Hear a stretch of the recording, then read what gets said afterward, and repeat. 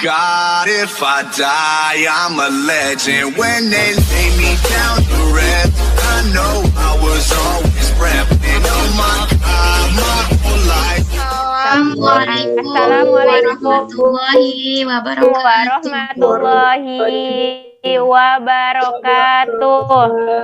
Kami dari kelompok 1 yang beranggotakan 12 orang. Yang pertama saya sendiri, saya Meli Agustina. Dan saya Siti Mutmainah. Saya Herawati.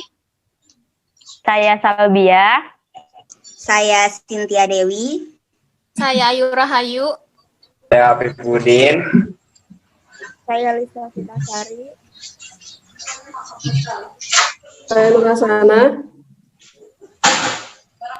Dan kita akan membahas materi kecerdasan buatan. Selamat menonton.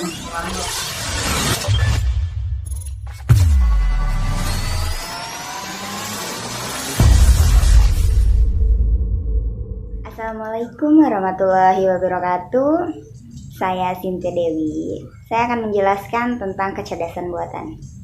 Kecerdasan buatan atau disebut juga dengan artificial intelligence merupakan teknologi di bidang ilmu komputer yang mensimulasikan kecerdasan manusia ke dalam mesin atau komputer untuk menyelesaikan suatu persoalan atau masalah seperti dan sebaik yang dilakukan manusia, bahkan bisa lebih baik dari manusia.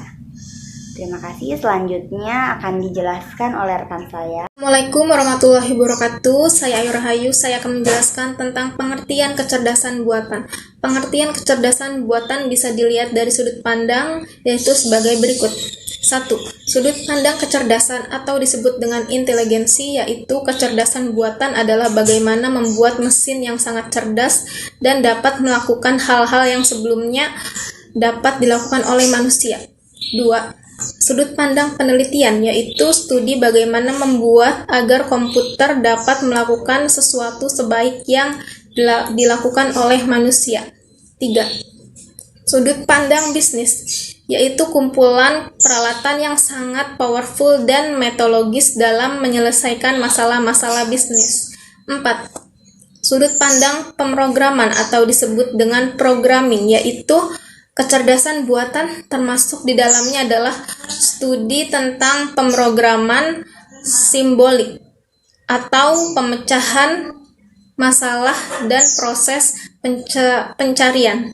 Lisa Fitasari akan melanjutkan materi selanjutnya, yaitu tentang sejarah singkat kecerdasan buatan. Kecerdasan buatan sebenarnya sudah dimulai sejak musim panas tahun 1956. Pada waktu itu, sekelompok pakar komputer dan pakar peneliti dari berbagai akademi, industri, serta berbagai kalangan berkumpul di Dartmouth College untuk membahas potensi komputer dalam rangka menirukan atau mensimulasi kepandaian manusia. Beberapa ilmuwan yang terlibat adalah Allen Newell, Herbert Simon, Marvin Minsky, Oliver Selvidge, dan John McCarthy. McCarthy mendapat gelar sarjana matematika dari California Institute of Technology atau Caltech pada September 1948. Dari masa kuliahnya itulah, ia mulai mengembangkan ketertarikannya pada mesin yang dapat menirukan cara berpikir manusia. McCarthy kemudian melanjutkan pendidikan ke program doktoral di Princeton University. Menjelang akhir tahun 1970-an, awal tahun 1980-an mulai dikembangkan secara penuh dan hasilnya secara berangsur-angsur mulai dipasarkan. Evolusi AL berjalan dalam dua jalur yang berbeda. Pertama, untuk menciptakan sistem komputer yang meniru proses berpikir manusia untuk menyelesaikan permasalahan umum. Definisi AI menurut para ahli. Pertama di sini ada John McCartney tahun 1956 beliau menjelaskan bahwasanya kecerdasan buatan adalah usaha memodelkan proses berpikir manusia dan mendesain mesin agar dapat menirukan perilaku manusia. Dan menurut Skalkov tahun 1990, beliau menjelaskan bahwasanya AI adalah bidang studi yang berusaha menerangkan dan meniru perilaku kecerdasan dalam bentuk proses komputasi. Dan menurut Rich and Knight tahun 1991, beliau menjelaskan bahwasanya AI adalah studi tentang cara membuat komputer melakukan sesuatu yang sampai saat ini orang dapat melakukannya lebih baik. Oke, selanjutnya jenis kecerdasan buatan. Ada 3, yaitu symbol manipulating AI. Jenis ini bekerja dengan simbol yang abstrak dan bentuk eksperimennya dapat dikatakan lebih banyak dibandingkan dengan AI yang lainnya. Dan hasil dari eksperimennya adalah manusia akan disusun kembali dengan tingkat yang bersifat hierarki dan logis. Terus yang kedua yaitu Neuro AI. Jenis Neuro AI ini populer sejak akhir tahun 1980-an di kalangan ilmuwan komputer. Dengan adanya jenis AI ini, ilmu pengetahuan nantinya tidak akan dimunculkan dengan simbol, melainkan dengan otak buatan. Terus yang ketiga yaitu neural network. Neural network bekerja dengan lapisan yang saling berhubungan melalui simulasi. Adapun bagian lapisannya yaitu lapisan atas adalah input yang berfungsi sebagai sensor. Terus yang kedua bagian bawah pada neural network terdapat lapisan input yang memiliki jumlah neuron yang sangat sedikit. Baik, saya Meli Agustina ingin menjelaskan fungsi dan tujuan dari kecerdasan buatan. Yang pertama yaitu mesin menjadi lebih pintar yang akan mempermudah pekerjaan manusia nantinya. Contohnya seperti komputer. Komputer tidak hanya untuk menghitung atau mengetik saja, tetapi komputer bisa untuk mengedit video, mengedit foto, dan untuk bermain game. Karena dengan beriringnya zaman, komputer akan selalu dikembangkan. Selanjutnya yaitu nomor 2, memahami kecerdasan. Nah, tujuan ilmiah dibentuknya teknologi kecerdasan buatan ini membuat suatu mesin yang memahami kecerdasan. Nah, seperti untuk memecahkan masalah lebih teliti, lebih efisien, lebih efektif, dan lebih cepat. Selanjutnya yaitu membuat suatu usaha mendapatkan hasil yang lebih maksimal, karena dengan kecerdasan buatan mempermudah pekerjaan manusia. Suatu pekerjaan akan terasa ringan, mudah, dan lebih efisien dengan waktu cepat. Nah, selanjutnya yaitu nomor 4, mengurangi waktu kerja sehingga kegiatan lebih menjadi efisien. Misalnya kita mempunyai 2 pekerjaan. Pekerjaan 1 kita akan terasa lebih mudah, jadi kita bisa melakukan pekerjaan selanjutnya. Selanjutnya nomor 5, membuat mesin lebih berguna.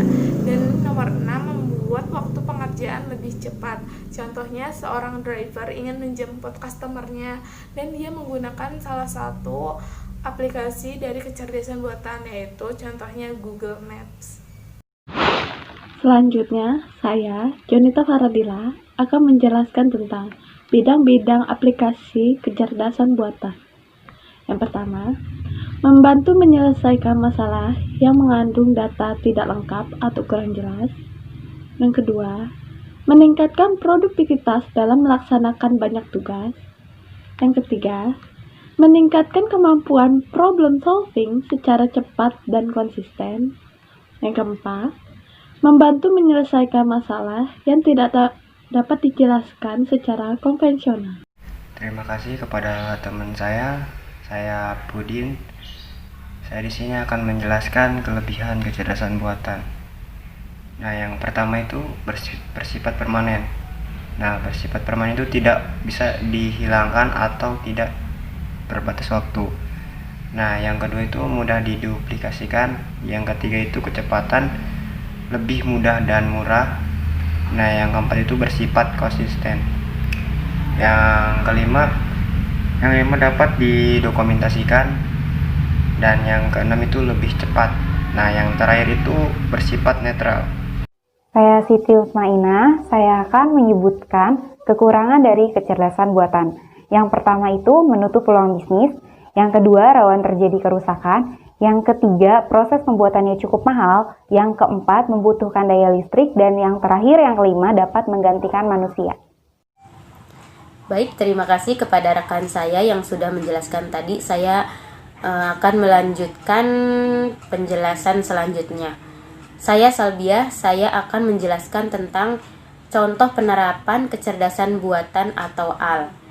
Di sini contoh penerapannya ada 4. Yang pertama yaitu komputer Deep Blue yang dilengkapi program catur pada tahun 1997 dan sudah digunakan melawan pecatur juara dunia Garry Kasparov. Yang kedua yaitu Logic Theories adalah program yang mampu membuktikan beberapa teorema yang ada pada bab pertama Principia Matematik karya Whitehead dan Russell. Yang ketiga yaitu Sistran adalah program yang dapat digunakan untuk menerjemahkan dari dan ke bahasa Jerman, Prancis, Jepang, Korea, Rusia, Portugis, dan Spanyol. Dan yang terakhir contoh penerapannya yaitu Delco Electronic menciptakan sebuah mobil yang dapat mengemudikan sendiri. Mobil ini menggunakan pendeteksi tepi untuk tetap bertahan di jalan. Contoh kecerdasan buatan. Beberapa contoh kecerdasan buatan antara lain Siri, Tesla, dan Google Assistant. Siri pada iPhone atau Google Assistant pada Android memiliki kecerdasan buatan yang sangat baik. Kita dapat menggunakannya untuk membuka aplikasi, mengirim pesan, melakukan panggilan, memutar lagu, atau memeriksa cuaca tanpa menyentuh ponsel kita. Google Assistant dibuat berdasarkan Natural Language Processing, yaitu prosedur yang mengubah ucapan menjadi suara, kata, dan ide. Begitu pula dengan mobil Tesla, yang dilengkapi dengan chip berteknologi AI atau Artificial Intelligence yang memungkinkan mobilnya menjalankan beberapa sensor. Teknologi sensor yang ada dapat menjalankan sistem radar yang memungkinkan fitur autopilot dapat diaktifkan. Perbedaan kecerdasan buatan. Yang pertama, kecerdasan buatan lebih bersifat permanen, sedangkan kecerdasan alami akan mengalami perubahan. Hal ini dimungkinkan karena kemampuan manusia untuk mengingat sesuatu cukup terbatas. Yang kedua, kecerdasan buatan lebih mudah diduplikasi dan disebarkan, sedangkan menduplikasi pengetahuan manusia dari satu orang ke orang lain membutuhkan proses yang sangat lama. Sekian presentasi video dari kelompok kami, kurang lebihnya kami mohon maaf. Wassalamualaikum warahmatullahi wabarakatuh. Udah. Ya. Terima kasih semuanya, dadah. Udah ya? Dadah.